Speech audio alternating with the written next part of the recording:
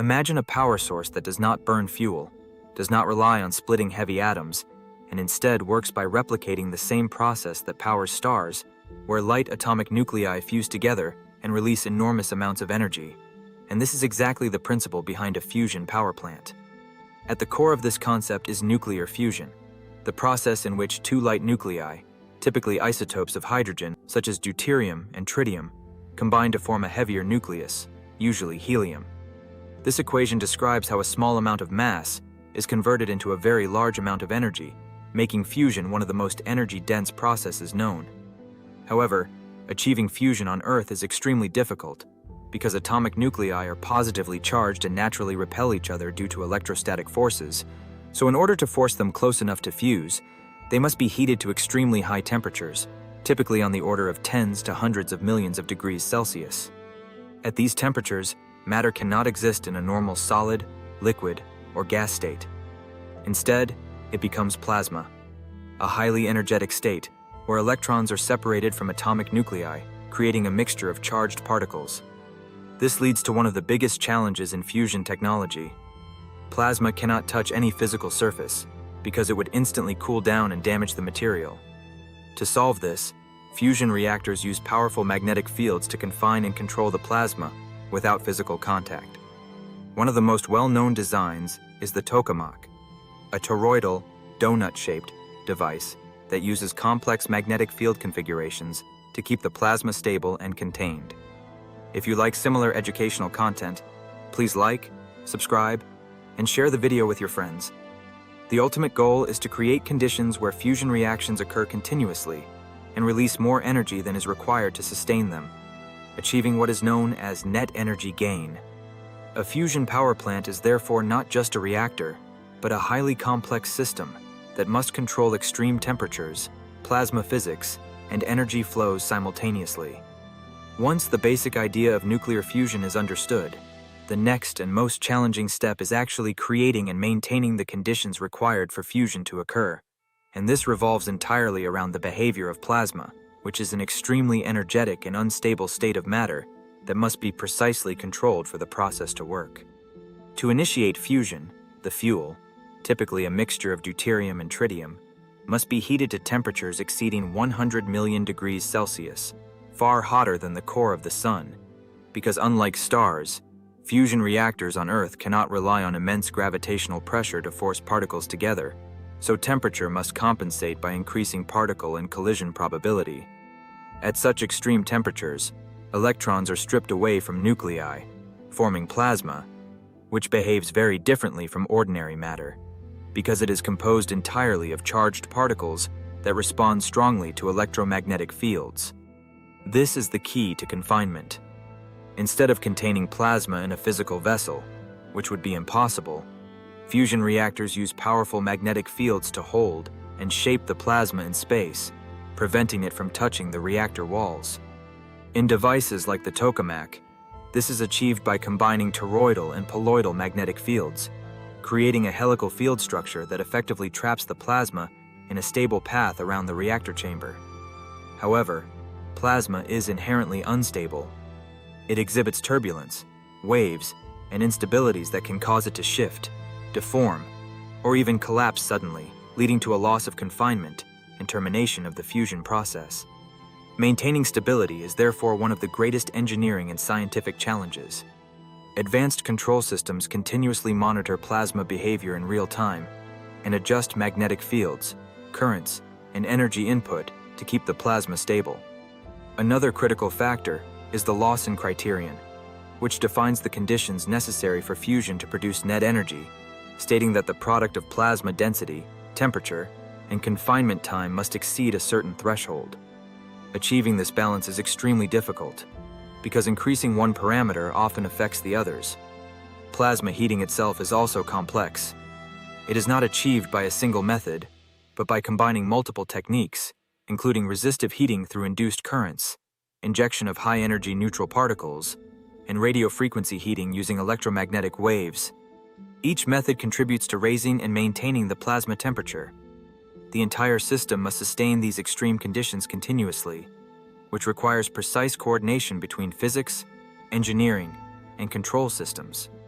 At this stage, a fusion reactor is essentially an attempt to control one of the most energetic and chaotic states of matter in the universe. And doing so reliably is the key to making fusion power a practical reality. Once stable plasma conditions are achieved, and fusion reactions begin to occur, the next critical step is understanding how the energy from these reactions is actually captured and converted into usable electricity, because unlike conventional power plants, the energy in a fusion reactor is not directly produced as heat in a solid fuel, but is carried by the products of nuclear reactions. In the most common fusion reaction between deuterium and tritium, the result is a helium nucleus and a high-energy neutron. And while the helium nucleus remains confined within the plasma due to its electric charge, the neutron, being electrically neutral, escapes the magnetic confinement. This escaping neutron is the primary carrier of energy. It moves outward from the plasma and collides with a surrounding structure known as the blanket, which is specifically designed to absorb neutron energy and convert it into heat. The blanket is not just a passive barrier. It plays multiple roles. It captures the kinetic energy of neutrons, transfers that energy into thermal energy, and often contains materials such as lithium that can produce tritium through nuclear reactions, helping to sustain the fuel cycle of the reactor. As neutrons deposit their energy into the blanket material, it heats up, and this heat must be removed efficiently using a cooling system, which may involve water, helium gas, or liquid metals, depending on the reactor design.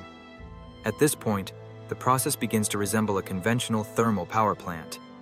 The heat extracted from the blanket is used to generate high-pressure steam in a secondary loop, and this steam is directed into a turbine, where it expands and causes the turbine blades to rotate.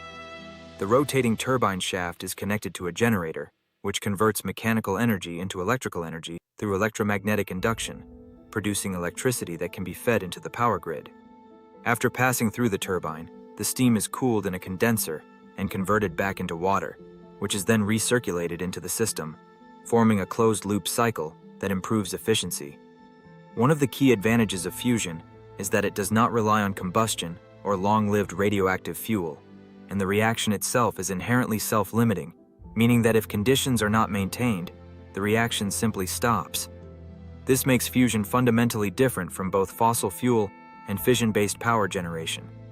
The entire energy conversion chain in a fusion power plant can therefore be described as a sequence of transformations, where nuclear energy from fusion becomes kinetic energy of neutrons, then thermal energy in the blanket, then mechanical energy in the turbine, and finally, electrical energy.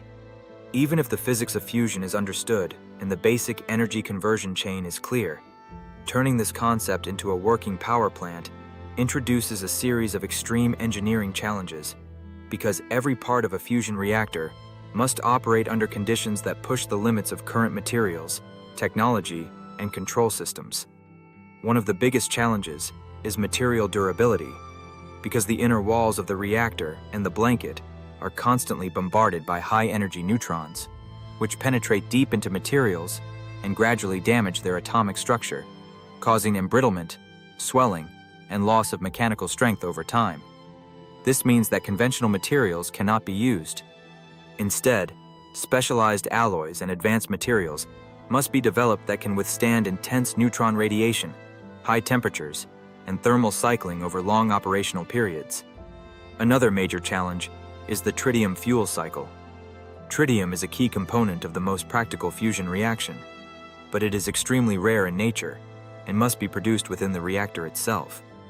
This is typically done in the blanket using lithium, where neutron interactions generate tritium, which must then be extracted, processed, and re-injected into the plasma.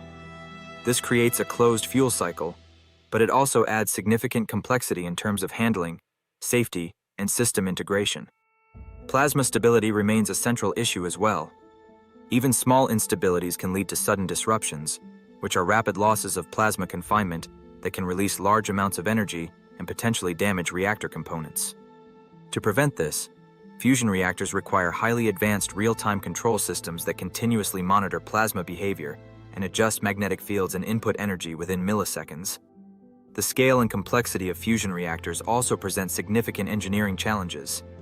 These systems are massive, with large superconducting magnets, vacuum chambers, cooling systems, and support infrastructure.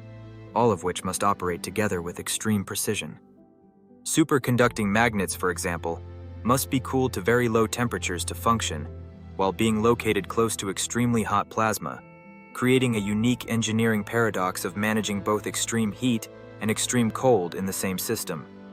In addition, the reactor must maintain an overall positive energy balance, meaning it must produce more energy than is consumed by heating, confinement, and operation systems, which requires optimization at every level of the design. Fusion power plants therefore represent one of the most complex engineering systems ever conceived, combining nuclear physics, materials science, cryogenics, thermodynamics, and advanced control systems into a single integrated structure. When looking at fusion power as a whole, the final and perhaps most important question is not just how it works, but whether it can become a practical and economically viable energy source. And this depends on achieving high efficiency, ensuring safety, and overcoming the remaining technological barriers within a realistic time frame.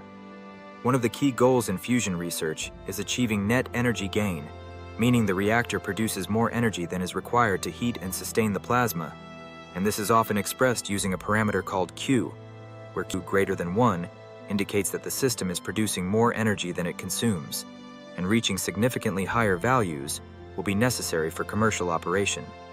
From an efficiency perspective, once fusion energy is converted into heat, the rest of the process follows the same thermodynamic limits as any thermal power plant, meaning that the efficiency of converting heat into electricity will typically be in the range of 30 to 40%. But this can be improved through advanced cycle designs and by utilizing waste heat in combined heat and power systems. Safety is one of the strongest advantages of fusion. Unlike fission reactors, fusion does not involve a chain reaction that can run out of control, and if any part of the system fails, the plasma rapidly cools, and the reaction stops almost instantly, making large-scale accidents far less likely. Additionally, fusion does not produce long-lived high-level radioactive waste, although reactor materials may become temporarily activated due to neutron exposure. Another major advantage is fuel availability. Deuterium can be extracted from water in virtually unlimited quantities, and while tritium must be produced, it can be generated within the reactor itself, creating a potentially sustainable fuel cycle.